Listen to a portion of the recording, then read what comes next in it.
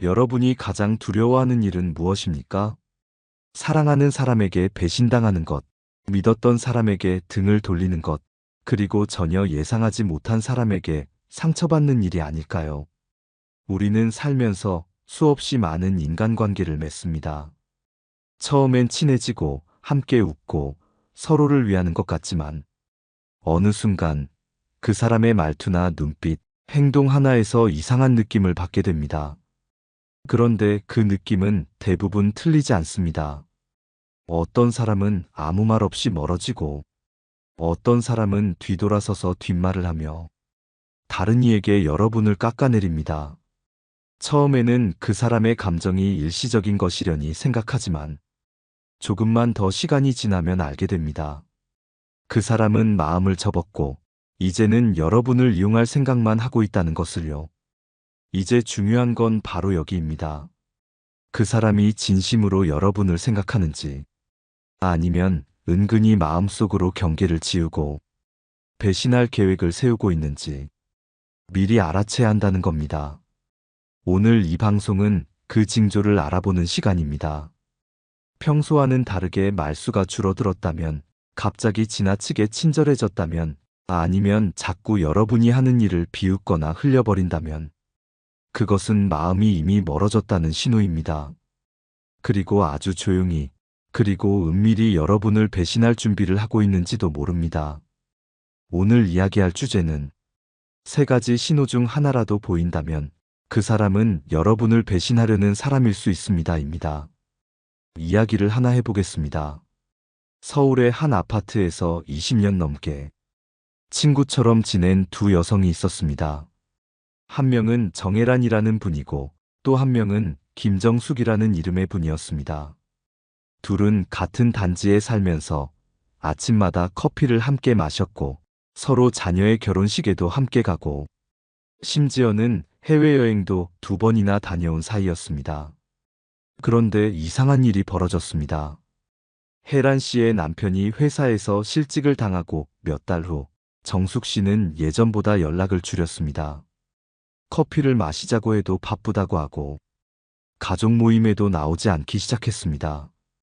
혜란 씨는 그런 줄도 모르고 요즘 정숙이도 힘든가 보다라고만 생각했답니다. 그런데 동네 슈퍼에서 정숙 씨가 다른 주민에게 혜란이 남편 백수잖아. 요즘 돈도 궁한 것 같던데. 이런 이야기를 아무렇지 않게 하고 있다는 이야기를 들었습니다. 그 순간 혜란 씨는 깨달았습니다. 자신의 사정을 이해해 줄 알았던 그 사람이 자신을 배려하는 척하면서 뒷말을 하고 있었다는 것을요. 그리고 조금 더 뒤늦게 알게 된 사실은 정숙 씨가 자신 몰래 단지 내 주부 모임에서 본인을 완전히 배제시켰다는 것이었습니다.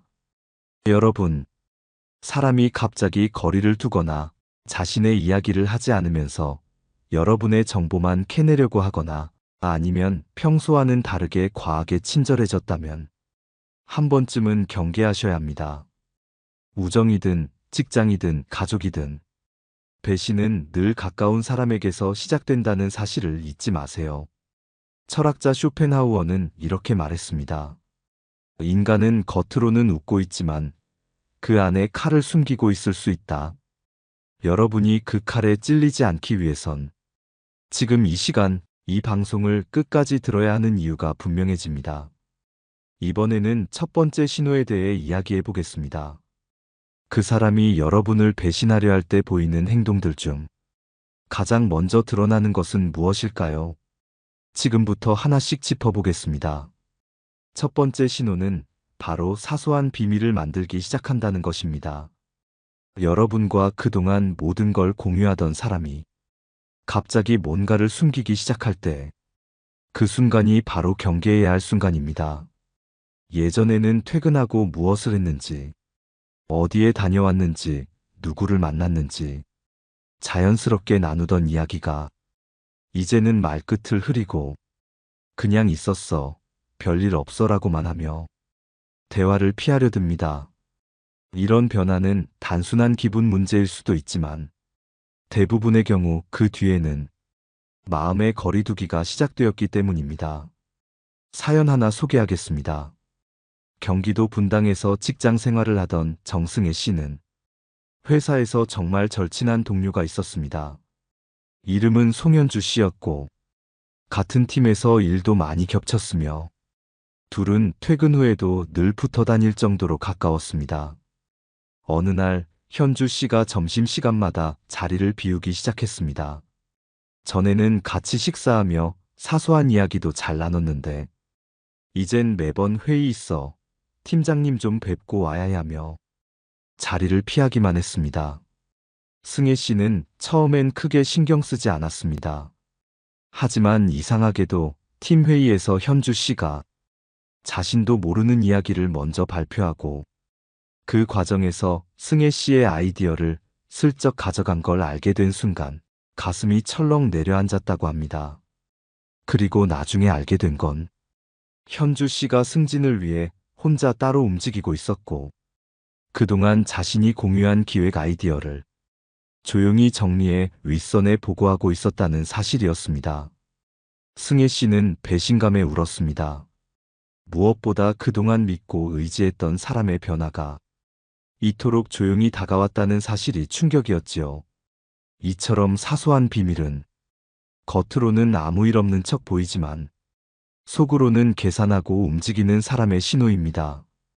그 사람의 말이 짧아지고 이전처럼 일상적인 대화를 나누지 않으려 한다면 이제는 긴장을 해야 할 때입니다. 여러분도 혹시 그런 사람을 만난 적이 있나요? 아무 이유 없이 혼자 조용히 움직이고 예전만큼 눈을 마주치지 않으며 자꾸 여러분에게서 멀어지려고 하는 사람. 그 사람이 지금 어떤 마음을 먹고 있는지는 여러분이 스스로 느끼게 될 것입니다. 이럴 때 가장 위험한 건 설마 그럴 리 없어 하며 방심하는 것입니다. 인간은 믿음으로 관계를 이어가지만 상대는 이용할 마음으로 관계를 계산하기 시작하면 그때부터는 더 이상 함께할 수 없는 사람이 됩니다. 철학자 플라톤은 말했습니다. 가장 위험한 적은 칼을 든 자가 아니라 미소를 지으며 다가오는 자이다. 이 말이 오늘날 인간관계를 가장 잘 설명해 줍니다. 누군가가 조용히 비밀을 만들고 말수가 줄며 예전과는 다른 기류를 풍긴다면 그 침묵 속에는 이미 거리두기가 시작된 것일 수 있습니다. 그리고 그 거리두기의 끝에는 배신이라는 결말이 기다리고 있을 가능성도 있다는 걸 여러분은 기억하셔야 합니다. 두 번째 신호는 바로 말과 행동이 다르다는 것입니다. 말은 믿음직하고 따뜻하게 들리지만 막상 행동은 그 반대로 흐르는 사람. 이런 사람은 대부분 계산이 빠르고 표현은 좋지만 실제로는 여러분을 전혀 고려하지 않는 경우가 많습니다. 예를 들면 이런 겁니다. 언제든지 힘든 일 있으면 말해. 내가 도와줄게. 이렇게 말하지만 정작 정말 도움이 필요해 요청하면 지금은 좀 바쁜데 나중에 보자. 그건 네가 해결해야지. 이렇게 돌아섭니다. 사연 하나 나눠보겠습니다. 서울 마포에 살던 이윤호 씨는 30년 지기 친구인 김대성 씨와 정말 가까운 사이였습니다. 군대도 함께 갔고 사회에 나와서도 서로를 형제처럼 여기며 살았습니다. 어느 날 윤호 씨가 건강 악화로 직장을 쉬게 되고 가족 생계가 어려워졌습니다. 그때 가장 먼저 생각난 사람은 대성 씨였습니다. 늘 말하길, 네가 어려워지면 내가 절대 가만 안 있을 거야. 그땐 진짜 내 일처럼 도와줄게. 했던 사람이니까요. 그래서 조심스레 전화를 걸어 혹시 당분간 급하게 100만 원만 빌릴 수 있을까? 라고 부탁했습니다. 그랬더니 대성 씨는 지금은 내가 좀 곤란한 상황이라 하며 머뭇거리더니 그날 이후 연락이 점점 뜸해졌습니다. 윤호 씨는 말합니다. 돈을 못 빌려줘서 화가 난 게 아니에요. 평소에 그렇게 저를 걱정하고 든든하게 이야기하던 그 말들이 사실은 그냥 좋은 말이었단 걸 깨닫는 순간 마음이 무너졌어요. 이렇듯 말은 예쁜데 행동은 뒤따르지 않는 사람. 이런 사람일수록 배신의 가능성이 더 높다고 볼 수 있습니다. 왜냐하면 이들은 이미 관계를 감정이 아니라 상황에 따라 움직이는 조건적인 인간관계로 생각하고 있기 때문입니다. 특히 말이 지나치게 화려하고 너무 감동적인 표현을 자주 사용하는 사람은 조금 더 유심히 관찰할 필요가 있습니다. 나는 네 편이야. 너 없으면 나 못 살아. 너랑 나랑은 가족 이상이야. 이런 말은 듣기엔 좋지만 지나치게 자주 쓰는 사람일수록 행동으로 증명하지 못할 가능성이 큽니다. 불교에서는 이를 공허한 말이라 하며 참된 마음이 아닌 입으로만 하는 공덕이라고 설명합니다. 공덕이란 행동으로 쌓여야 하는데 입으로만 한다면 그건 곧 허망한 인연이 되고 맙니다. 고전 책은담에서는 말은 적고 마음이 크면 그 사람은 신뢰할 수 있다 는 표현이 나옵니다. 즉 말보다 묵묵히 행동하는 사람이 진짜 가까이 둘 사람이라는 뜻이죠. 말이 많은 사람보다 작은 행동 하나라도 조용히 실천하는 사람, 그 사람이 배신 없는 사람입니다. 여러분 주변에도 이런 말뿐인 사람이 있지는 않으신가요? 늘 좋은 말을 많이 하지만 막상 행동은 늘 빠지고 책임은 지지 않으며 정작 여러분이 힘들 때는 먼저 연락 한 통 하지 않는 사람. 그렇다면 그 사람은 진짜 친구도 진짜 인연도 아닙니다. 그리고 그렇게 말과 행동이 다른 사람은 언젠가 여러분을 배신할 가능성이 높은 사람입니다. 세 번째 신호는 여러분의 약점을 은근히 드러내거나 남들 앞에서 웃음거리로 만든다는 것입니다. 이건 단순한 농담처럼 보일 수 있지만 그 속엔 숨은 의도가 담겨 있을 수 있습니다. 우리가 진심으로 아끼는 사람이라면 그 사람이 불편해할 말은 하지 않습니다. 다른 사람들 앞에서 창피를 주거나 비밀을 공개하는 일은 더더욱 하지 않지요. 하지만 배신의 기운이 있는 사람은 점점 여러분의 단점이나 약점을 농담이란 이름으로 끄집어냅니다. 그리고 그것을 이용해 자신은 웃고 다른 사람들에게는 여러분을 가볍게 보이도록 만듭니다. 예를 들어보겠습니다. 어느 모임에서 이 사람 옛날에 여친한테 울면서 매달렸잖아. 쟤는 술만 마시면 전화해서 난리야. 이런 식의 이야기를 그 사람이 직접 꺼낸 적 있으신가요? 그 자리에 있는 사람들은 웃고 넘길 수 있습니다. 그러나 당사자인 여러분은 속으로 불편하고 상처받습니다. 왜냐하면 그 이야기는 절대로 남들이 알아야 할 이야기가 아니며 여러분의 인격을 가볍게 만들기 때문입니다. 이런 사람은 대체로 여러분이 성공하거나 사람들 사이에서 주목을 받는 순간 그 이야기를 꺼냅니다. 그리고 말하죠. 그냥 웃자고 한 이야기야. 우리끼리는 괜찮잖아. 하지만 여러분은 알고 있습니다. 그 사람의 말 속에는 자신보다 여러분이 더 나아가는 것을 불편해하는 시선이 숨어 있다는 것을요. 이런 행동은 불교에서 말하는 질투와 이간에 해당합니다. 질투는 남이 잘 되는 것을 시기하는 것이고 이간은 관계를 흐트러뜨리는 말입니다. 말의 칼은 눈에 보이지 않지만 그 상처는 아주 깊고 오래갑니다. 혹시라도 이런 사람이 여러분 가까이에 있다면 다시 생각해 보셔야 합니다. 그 사람이 지금은 웃으며 농담처럼 말해도 그 속에는 여러분을 깎아내리고 자신이 우위에 서려는 의도가 숨어 있을 수 있습니다. 고전 논어에서는 군자는 말로 사람을 상하게 하지 않는다 고 했습니다. 진심으로 좋은 관계를 바라는 사람은 말 한마디도 조심합니다. 특히 남들 앞에서 친구나 가족, 동료를 낮추는 말은 절대로 하지 않습니다. 그건 배려가 없다는 뜻이자 이미 그 사람의 마음이 멀어졌다는 신호일 수 있습니다. 사연 하나 나눠보겠습니다. 경기도에 사는 이진호 씨는 20년 된 친구와 절교를 했습니다. 이유는 단 하나였습니다.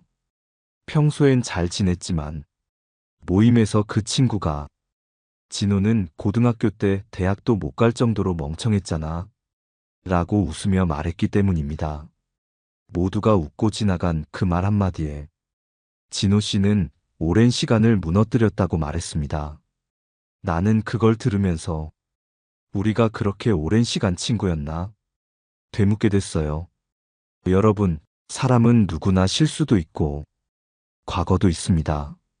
그걸 존중해주는 사람이 진짜 친구입니다. 그걸 사람들 앞에서 농담 삼아 흘리는 사람은 여러분을 진정한 존재로 존중하지 않는 사람일 수 있습니다. 이번에는 이 세 가지 신호를 알아챘을 때 우리는 어떻게 행동해야 할지 그에 대한 지혜로운 태도를 나누어 보겠습니다.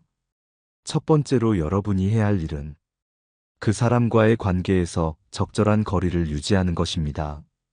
배신의 기운이 느껴질 때 가장 위험한 행동은 설마 그렇겠어 하며 그대로 가까이 두는 것입니다.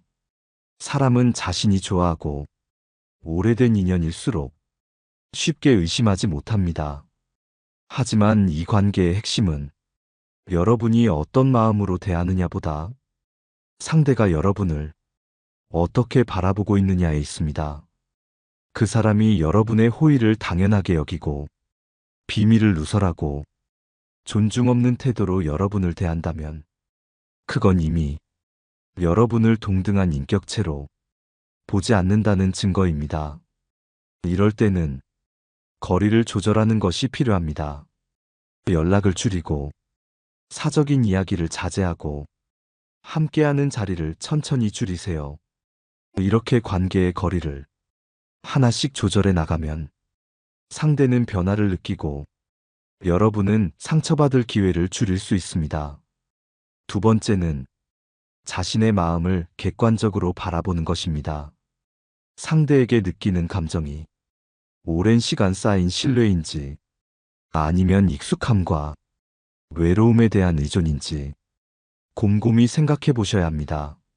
상처받고도 계속 붙들게 되는 이유는 나에게 이 사람밖에 없다는 두려움 때문인 경우가 많습니다. 하지만 여러분, 그렇지 않습니다. 세상에는 여러분을 존중하고 진심으로 아껴줄 사람들도 많습니다. 단지 지금 그 사람에게 너무 많은 시간과 감정을 쏟았기에 포기하기가 아까울 뿐이지요. 그건 미련이지 사랑이나 우정이 아닙니다. 그래서 이럴 땐 한번 거울을 보시고 스스로에게 이렇게 물어보세요. 이 사람이 나를 아끼는 만큼 나는 스스로를 아끼고 있는가? 셋째는 여러분의 삶의 중심을 남이 아닌 자신에게 두는 것입니다. 배신의 기운을 자주 경험하는 사람은 대체로 타인의 평판에 자신의 가치와 감정을 맡겨버리는 경우가 많습니다. 하지만 인생의 주인은 누가 뭐라 해도 여러분 자신입니다. 여러분의 하루가 누구의 말 한마디에 흔들린다면 그 관계는 이미 건강하지 않은 것입니다. 중심이 단단한 사람은 배신도 견뎌냅니다.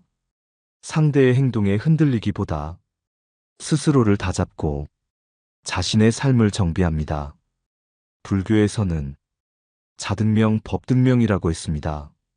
자신을 등불로 삼고 법을 등불로 삼으라는 의미입니다. 즉, 자신의 내면을 바르게 보고 의지하는 삶이 삶의 중심을 지키는 길이라는 뜻이죠.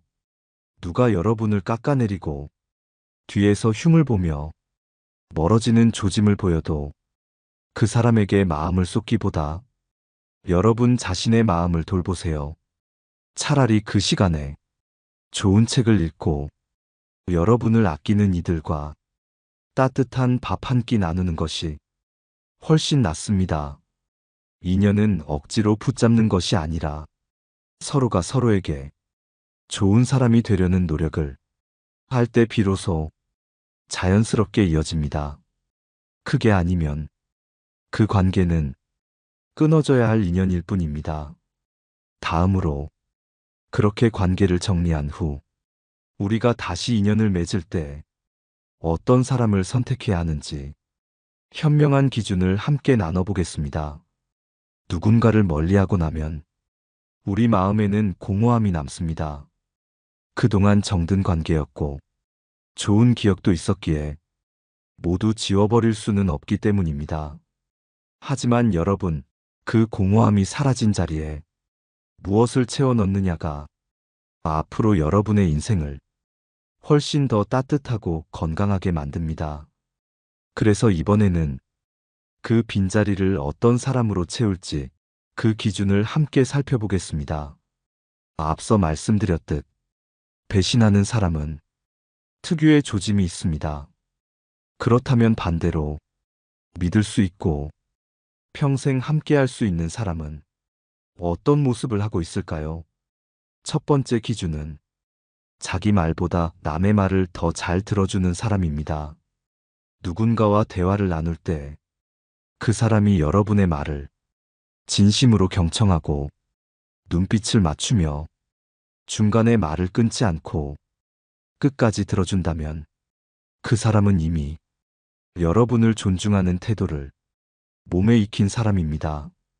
진심은 말로 보여주는 것이 아니라 듣는 태도에서 드러납니다. 경청은 사랑의 시작이고 신뢰의 바탕이 됩니다. 두 번째는 자신보다 타인을 먼저 챙길 줄 아는 사람입니다. 어떤 모임에서든 불편한 사람이 없는지 자리를 정리해주고 눈치 없이 굴지 않으며 다 함께 어울리도록 배려하는 사람. 이런 사람은 자신의 이익보다 조화로운 관계를 더 중요하게 생각하는 사람입니다. 불교에서는 자타불이라 하여 나와 타인은 둘이 아니다. 즉, 남을 위하는 것이 곧 자신을 위하는 길이라 말합니다. 이 마음을 실천하는 사람이 곁에 있다면 그 관계는 반드시 오래갑니다.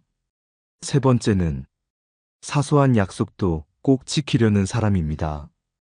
작은 약속 하나를 어기지 않으려 애쓰는 사람은 큰 신뢰를 쌓을 수 있는 사람입니다. 시간 약속을 잘 지키고 한 번 한 말을 잊지 않고 실천하려는 사람, 그런 사람은 삶의 태도 자체가 성실하고 바릅니다. 이런 사람과 함께하면 여러분의 삶도 더 질서 있고 더 단단해집니다. 이 세 가지를 가진 사람을 만난다면 여러분은 그 인연을 절대 놓치지 마세요. 모든 사람에게서 이런 면을 다 찾기는 어렵겠지만 여러분도 이 기준을 스스로의 삶에 적용하면 좋은 인연들이 자연스레 모여듭니다. 왜냐하면 사람은 비슷한 파동의 사람에게 끌리기 때문입니다.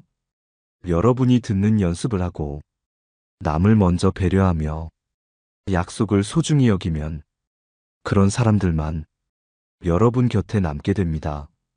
불교에서는 시무도라는 수행의 과정을 통해 자신의 참된 본성을 찾고 그 본성대로 살아가는 것을 깨달음의 길이라 말합니다. 이 여정의 핵심도 결국 어떤 사람을 만나고 어떤 마음으로 사는가에 있습니다. 믿을 수 있는 사람을 찾고 싶다면 여러분도 믿을 수 있는 사람이 되어야 합니다. 그렇게 할 때 배신의 상처로 얼룩졌던 마음은 서서히 아물고 새로운 인연의 꽃이 피기 시작할 것입니다. 이번에는 마지막으로 이 모든 이야기들을 정리하며 여러분이 삶에서 꼭 기억해야 할 한 가지 마음가짐에 대해 이야기 나눠보겠습니다.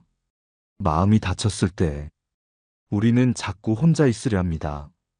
사람이 무섭고 신뢰는 다시는 못할 것 같고 누구에게도 마음을 주지 않겠다고 다짐하게 되죠. 하지만 여러분, 마음을 닫는다고 해서 상처가 아물지는 않습니다. 그저 그 상처가 골마가며 더 깊은 외로움으로 번질 뿐입니다. 오늘 이 시간을 함께한 이유는 여러분이 누군가의 배신으로 힘들었던 경험이 있다면 다시는 같은 고통을 겪지 않도록 세 가지 신호를 알려드리기 위함이었습니다. 첫 번째 신호는 여러분의 기쁨에 진심으로 공감하지 않는 사람입니다. 속으로는 질투하면서 겉으로만 축하하는 사람은 언젠가 그 열등감을 행동으로 옮길 수 있습니다. 두 번째 신호는 여러분의 비밀을 가볍게 말하는 사람입니다. 속 이야기를 털어놓았는데 어느새 주변 사람들이 다 알고 있다면 그 관계는 멀리해야 합니다. 진심을 가볍게 다루는 사람은 언젠가 더 큰 배신을 저지릅니다. 세 번째 신호는 힘든 상황에서 갑자기 연락을 끊거나 자취를 감추는 사람입니다. 겉으로는 늘 함께하겠다고 말해도 정작 필요할 때 사라지는 사람은 진짜 내 편이 아닙니다. 이들은 관계를 철저히 계산으로 따집니다. 이 세 가지 신호 중 하나라도 보인다면 그 관계는 점검해 보셔야 합니다. 불교에서는 모든 인연은 업으로 맺어진다고 합니다. 업이란 단지 전생의 업보만을 말하는 것이 아니라 내가 어떤 마음으로 어떤 사람과 어떻게 관계를 맺는지를 뜻합니다. 그러니 나쁜 인연은 과감히 끊어내는 것도 스스로를 위한 지혜로운 선택입니다. 그리고 동시에 좋은 인연을 맺기 위해 여러분도 노력해야 합니다. 진심으로 들어주고 작은 약속을 지키고 배려하는 마음을 키우면 자연스럽게 믿을 수 있는 사람들만 곁에 남게 됩니다. 오늘 방송이 여러분의 마음에 작은 등불이 되었기를 바랍니다. 누군가의 행동이 이상하다고 느껴질 때 오늘 이야기한 세 가지 신호를 꼭 떠올려 보세요. 그리고 스스로에게도 물어보세요. 나는 누군가에게 믿음을 주는 사람인가? 신뢰는 받기보다 주는 사람에게 먼저 생기고 좋은 인연은 만나기보다 지켜내는 사람에게 찾아옵니다. 여러분, 오늘 방송이 공감되셨다면 댓글로 여러분의 이야기도 함께 나눠주세요. 누군가의 경험이 또 다른 이에게 위로가 됩니다. 구독과 좋아요는 저희에게 큰 응원이 됩니다. 다음 이야기에서 더 깊은 마음으로 다시 인사드리겠습니다. 감사합니다. 여러분 곁에 좋은 인연이 함께하길 진심으로 바랍니다. 지혜의 숲이었습니다.